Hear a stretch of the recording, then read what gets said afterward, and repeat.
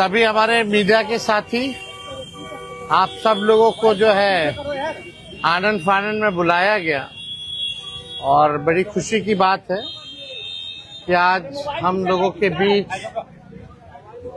जाने माने बिहार नहीं बल्कि देश में लोग इनको पहचानते हैं, जानते हैं। बड़े कलाकार हैं और बड़े कलाकार होने के साथ साथ एक बड़े अच्छे इंसान हैं और समाज सेवी भी हैं। तो आज आप सब लोगों को हम बताते हैं, प्रदेश अध्यक्ष जी के नेतृत्व में, अब्दुल बारी सिद्दीकी साहब जी के नेतृत्व में, पाटलिपुत्रा सांसद मिशा जी भी यहाँ हैं, लालू जी राष्ट्रीय अध्यक्ष जी से इन्होंने आशीर्वाद लिया है और ये आज पार्टी जो है ज्वाइन कर रहे हैं और साथ में हम लोगों की भाभी भी यहाँ उपस्थित है, ये भी पार्टी की सदस्यता जो है ले रहे हैं। और बाकी हम चाहेंगे कि खेसारी जी जो है आप लोगों के समक्ष जो है अपनी बात को रखें। सबसे पहले तो आप सबको दिल से धन्यवाद और ढेर सारी शुभकामना, और भैया को और हमारी दीदी को, अध्यक्ष साहब, हमारे अब्दुल बारी सिद्दीकी चाचा जी, तो सबका प्यार और हमारे सबसे हमारे अभी भी यहाँ हैं जो कि हम लोगों के बड़े भाई हैं, उन्हीं के जीजा हैं, तो हमारे भी जीजा ही हुए।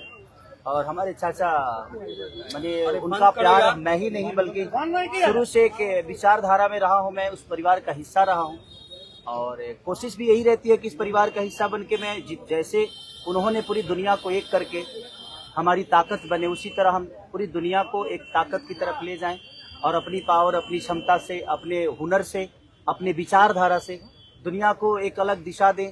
जो चीज़ें हमारे बीच में अभी तक हम अधूरे हैं, मैं हमेशा कोशिश यही रहा है कि जिस तरह मैं मुंबई शहर में रह के अपने बच्चों को परवरिश कर रहा हूँ, अच्छे स्कूल दे रहा हूँ, अच्छे अस्पताल दे रहा हूँ, उसी तरह हमारे बिहार के बच्चों का भी भविष्य हमारे बच्चों की तरह तय हो और हमारे बच्चों को बाहर गांव ना जाना पड़े। और उस विचारधारा में हमेशा भैया आगे रहे हैं और आप लोगों ने 17 महीने में इनका कारनामा देख ही लिया था।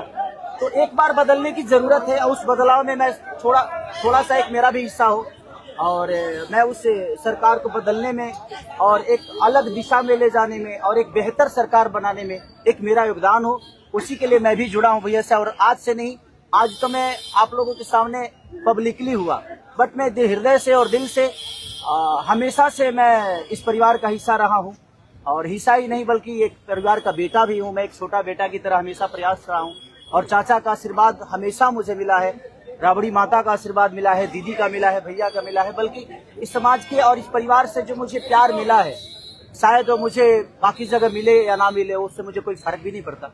बट मैं हमेशा प्रयास करता हूँ कि एक बेहतर दिशा में जो चीजें चल रही है, आज आप सब लोग बदलाव चाहते हैं, मैं ही नहीं, मुझे लगता है कि पूरा बिहार बदलाव चाहता है और उस बदलाव में एक मेरा भी योगदान हो, इसीलिए इस बदलाव के साथ मैं भी जुड़ा हूँ। देखिए एक मिनट, जैसा इन्होंने कहा कि कोई एमएलए मुख्यमंत्री और सरकार बनाने की बात नहीं है बल्कि हम लोगों को बिहार बनाने का काम करना है और हम लोग नए सोच के हैं, नया बिहार बनाना है। पढ़ाई, दवाई, कमाई, सिंचाई, सुनवाई और कार्रवाई वाली सरकार हो। एक ऐसा बिहार बनाए जो पलायन मुक्त हो, बेरोजगारी जो है जड़ से समाप्त हो, महंगाई गरीबी खत्म हो, कारखाने लगे, निवेश आए, उद्योग आए, शिक्षा चिकित्सा व्यवस्था जो है बेहतर हो। और मुझे बड़ी खुशी है कि हम सब लोग नौजवान मिलकर के, आप ये भी जानते होंगे, हम भी, हमारी तो लड़ाई रही है कि भाई बेरोजगारी को जड़ से समाप्त किया जाए। 17 महीने 5 लाख नौकरी दिया गया, 3.5 लाख नौकरी प्रक्रियाधीन कराया गया, 4.5 लाख नियोजित शिक्षकों को राजकीय कर्मी का दर्जा दिया गया।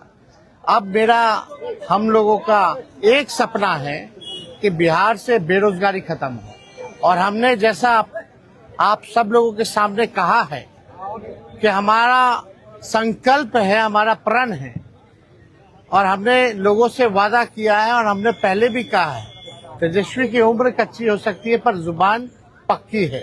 जो कहा है वो किया है, जो कह रहे हैं वो करेंगे और हम सब लोग मिलकर के नया सरकार तो बनाएंगे ही बनाएंगे। और 14 नवंबर के बाद से हम आपको बता दें कि 20 दिनों के अंदर एक कानून बनाया जाएगा और वो कानून ये होगा जो हमने पहले भी कहा था, जिस परिवार में सरकारी नौकरी नहीं है बिहार में, उस परिवार को एक सरकारी नौकरी हम लोग दिलाने का काम करेंगे। ये हम लोगों का संकल्प है और इसको सरकार बनते ही 20 महीने में जो है हम लोग जो है पूरा करने का काम करेंगे। तो कोई सवाल है तो पूछ सकते हैं। जी, कल आपने कहा कि अभी तक चुनाव लड़ने की बात नहीं हुई है, हमारी पत्नी नहीं बोली है। क्या हुआ कि एक दिन में पत्नी मान गई और फिर आज आप मीडिया के सामने आकर कह रहे हैं मना रहे थे? नहीं, देखिए, जहाँ तक बात है, मैं पत्नी को जितना समझता हूँ उतना ही ये भी मुझे समझती है। इनको भी पता है कि ये मेरे साथ छठ तो मना लेती है, बट बिहार की बहुत ऐसी औरतें हैं जो अपने पति के साथ छठ तक नहीं मना पाती है, दिवाली तक नहीं मना पाती है, होली तक नहीं खेल पाती है। तो मैंने इनसे बोला कि बिहार बदलाव की तरफ जा रहा है। हम चाहते हैं कि हमारे यहाँ के माता बहन बेटी 24 घंटा अपने पति की सेवा करे और 24 घंटा अपने परिवार के साथ वो पति रहे, वो इंसान रहे। तो ये तभी संभव है जब हमारे यहाँ रोजगार होगा। तो उस बेरोजगारी को खत्म करने के लिए मैं आपको आगे करना चाहता हूँ।